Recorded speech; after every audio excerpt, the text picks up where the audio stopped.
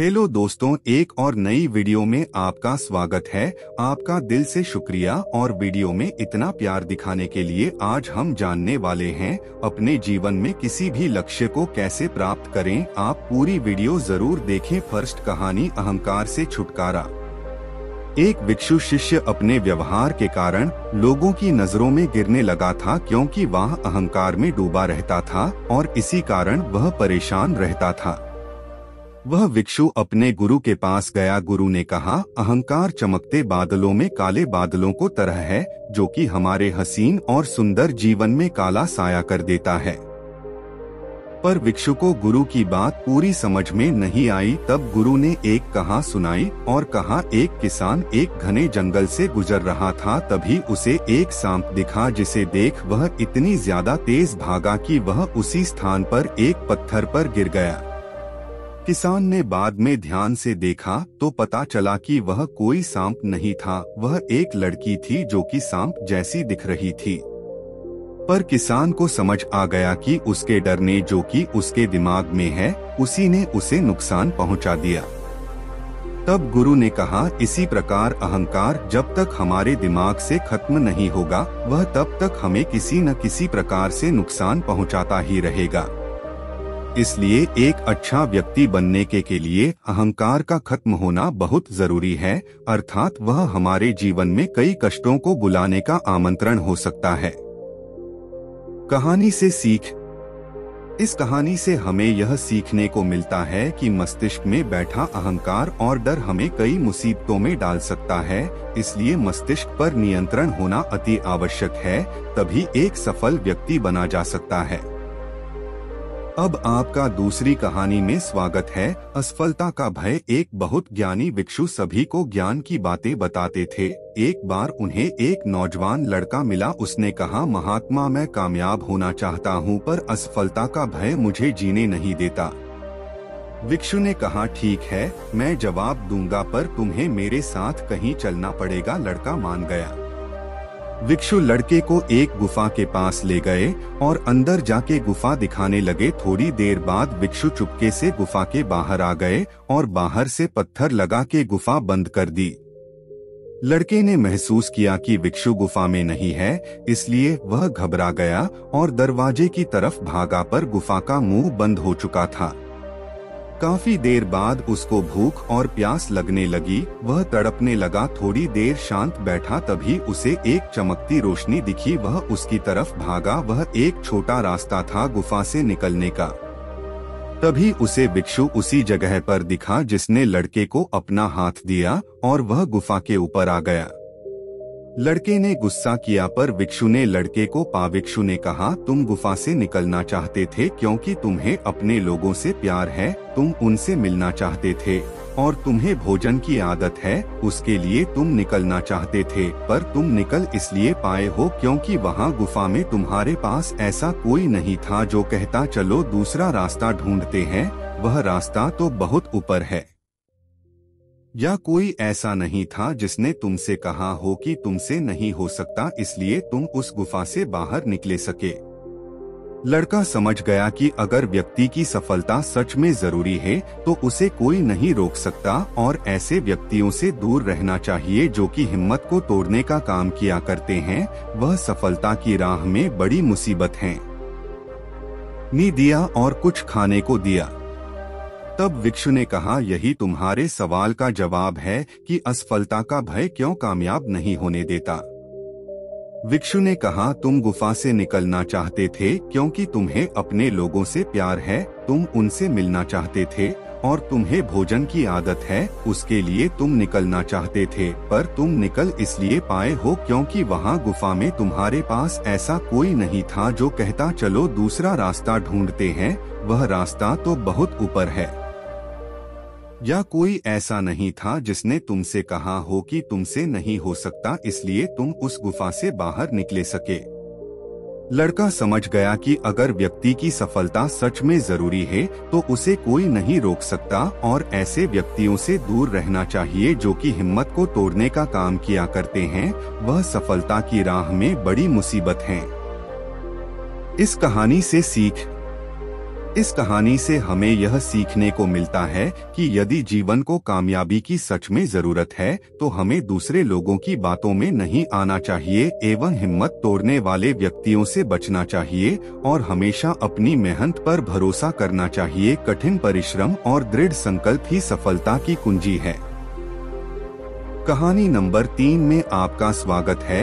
यह कहानी आपके लिए बहुत ही महत्वपूर्ण। लोग क्या कहेंगे। एक राजा की आदत थी कि वह अपने राज्य में भेष बदलकर घूमता था ताकि जनता की असली दुखों के समझ सके। एक बार उस राजा को रोड पे पड़ा एक व्यक्ति दिखाई दिया। वह और उसका मंत्री व्यक्ति के पास गए तो पता चला कि वह मर चुका है और उसका मृत शरीर वहां पड़ा है। राजा ने कई लोगों से मदद मांगी पर सभी ने उस व्यक्ति का चेहरा देखने के बाद उसके मृत्यु शरीर को छूने से मना कर दिया। राजा तभी एक व्यक्ति आया और बोला, भाई साहब, यह व्यक्ति इस नगर का सबसे बड़ा पापी व्यक्ति था, इसलिए कोई इसे छूना नहीं चाहता। अगर आप इसके शरीर के इसके घर पहुंचाना चाहते हैं तो आप चले जाइए। राजा और मंत्री वहां से उसका शव लेकर उसके घर गए तो व्यक्ति की पत्नी रोने लगी।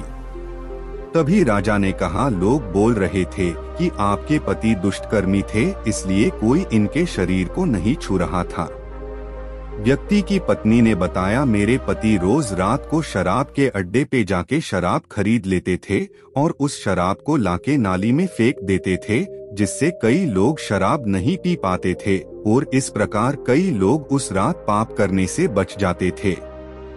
इसी प्रकार मेरे पति रोज रात को जिस्मानी रिश्ते बनाने वाली औरतों को रात भर का पूरा पैसा दे देते थे और उन्हें दरवाजा बंद करने को बोल देते थे और घर आके ईश्वर को कहते थे कि आज उन्होंने फिर से कई लोगों को पाप करने से बचा लिया। पर लोग समझते थे कि वह दुष्टकर्मी हैं, इसीलिए उन्हें कोई छूना नहीं चाहता है। पर उसी वक्त राजा ने कहा, मैं इस साम्राज्य का राजा हूँ और कल मेरे मंत्री और मैं आपके पति को कंधा देंगे और सारे राज्य को बताएं कि आपके पति महान इंसान थे। कहानी से सीख। इस कहानी से हमें यह सीखने को मिलता है कि हम जीवन में कुछ अच्छे काम करना चाहते हैं जो कि हमें पसंद होते हैं, पर हम सोचते रहते हैं कि लोग क्या कहेंगे, इसलिए हम वह कार्य नहीं करते। हमें लोगों के सोचने से कोई फर्क नहीं पड़ना चाहिए और अच्छे कर्म करने से डरना नहीं चाहिए। कहानी नंबर 4 में आपका स्वागत है। कर्म का फल। एक बूढ़ी औरत रोज खाना बनाते समय एक बड़ी रोटी बनाती थी जिसे वह अपने घर के बाहर चौतरे पर रख देती थी। रोज एक भिक्षु आके उस रोटी को ले जाता था पर उसने कभी महिला को धन्यवाद नहीं किया और वह कहता था, आप जो बुरा करते हैं वह आपके साथ रहता है और आप जो अच्छा करते हैं वह आपके पास लौटकर आता है। यह रोज रोज सुन के महिला परेशान हो चुकी थी। वह सोचती था कि वह मेरी रोटी भी ले जाता है और कभी धन्यवाद भी नहीं कहता। एक दिन महिला के दिमाग में कुछ आया और उसने बड़ी रोटी में जहर मिला दिया और उसे बाहर चौतरे पर रखने वाली ही थी कि उसे ख्याल आया कि वह यह क्या पाप करने का रही है। उसने ईश्वर से क्षमा मांगी और अपने हिस्से में से उस भिक्षु के लिए रोटी लाके रखी।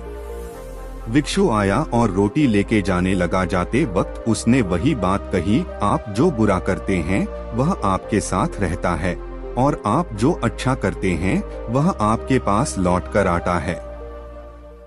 महिला यह सुन घर के अंदर चली गई। महिला का एक बेटा था जो कि परदेश गया था। कई महीनों से वह लापता था, जिसे याद करके वह रोने लगी।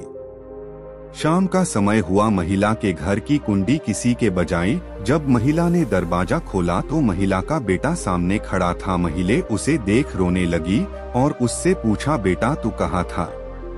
उसने बताया, माँ, शहर में मेरा सारा सामान चोरी हो गया और मुझे वहाँ से आना पड़ा, पर बीच सफर में मेरे पैसे छीन लिए गए और मेरे पास घर आने के भी पैसे नहीं बचे, इसलिए मैं मुश्किल से भूखा प्यासा आया। पर अगर आज मुझे एक भिखारी रोटी नहीं देता तो मैं नहीं बचता, क्योंकि मैं रोड पे बेहोश पड़ा था, क्योंकि मैंने कई दिनों से खाना नहीं खाया था। भिक्षु का हुलिया पूछने पर महिला समझ गई कि यह वही भिक्षु है जो कि रोटी लेके जाता है।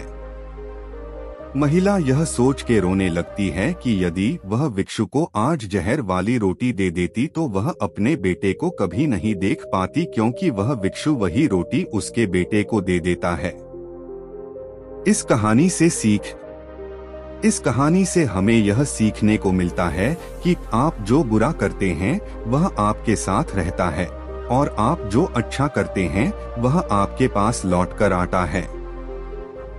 कहानी नंबर 5 और आखिरी कहानी। शरीर का आलस। एक बार महात्मा बुद्ध और उनके शिष्य एक गांव में प्रवचन के लिए जा रहे थे। तभी बीच रास्ते में एक शिष्य ने कहा कि भगवान, हम बहुत ज्यादा थक गए हैं, क्या हम सभी किसी स्थान पर रुककर विश्राम कर सकते हैं?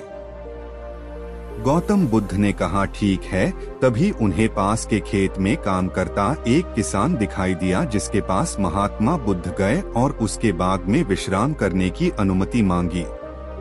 किसान ने गौतम बुद्ध को पहचान लिया और प्रणाम करते हुए कहा कि यह तो मेरा भाग्य है कि आप हमारे यहाँ पधारे। महात्मा बुद्ध के कई बार मना करने पर भी किसान नहीं माना और महात्मा बुद्ध और शिष्यों के लिए कई प्रकार के फल और जलपान की व्यवस्था करी। किसान अपना खेत जोतने दोबारा चला गया। महात्मा बुद्ध और उनके शिष्य किसान और उसके पोते को देख रहे थे, जो कि खेत को जोतने में व्यस्त है। परंतु किसान का पोता थक गया और वह आराम करने पेड़ की छाया के नीचे चला गया, परंतु उसकी आंख लग गई और वह सो गया। जब वह सोकर उठा तब तक किसान सारा खेत जोत चुका था। यह देख एक शिष्य ने गौतम बुद्ध से पूछा, भगवान, वह किसान काफी ज्यादा बूढ़ा है, फिर भी उसने सारा खेत अकेले जोत दिया। वह थका नहीं, परंतु इसका पोता थोड़ी सी मेहनत करने में ही थक गया। शिष्य ने कहा, भगवान, किसान की ऊर्जा का राज क्या है? गौतम बुद्ध ने जवाब देते हुए कहा कि किसान के पोते के मन में आराम करने का ख्याल चल रहा था, इसलिए वह खेत को जोत नहीं पाया, परंतु किसान के मन में सिर्फ खेत जोतने का ख्याल था, इसलिए उसको अपनी थकान महसूस ही नहीं हुई। इसलिए उसने सारा खेत अकेले ही जोत दिया, क्योंकि उसको सिर्फ किसी भी प्रकार से खेत जोतना था, जिसके लिए वह अपना सुख भूल गया। गौतम बुद्ध ने कहा, यदि कोई व्यक्ति अपने मकसद को पूरी जान लगाकर पाने का प्रयास करता है और अपने मकसद से प्रेम करता है, ऐसे व्यक्ति को आलस कभी कामयाब होने से नहीं रोक सकता। इस कहानी से सीख। इस कहानी से हमें यह सीख मिलती है कि आलस्य मनुष्य का सबसे बड़ा शत्रु है। जो व्यक्ति इस पर नियंत्रण कर लेता है वही व्यक्ति सफल होता है एवं कामयाबी को हासिल करता है। इसलिए ज्यादा से ज्यादा कोशिश करें कि आलस्य पर नियंत्रण पा सकें।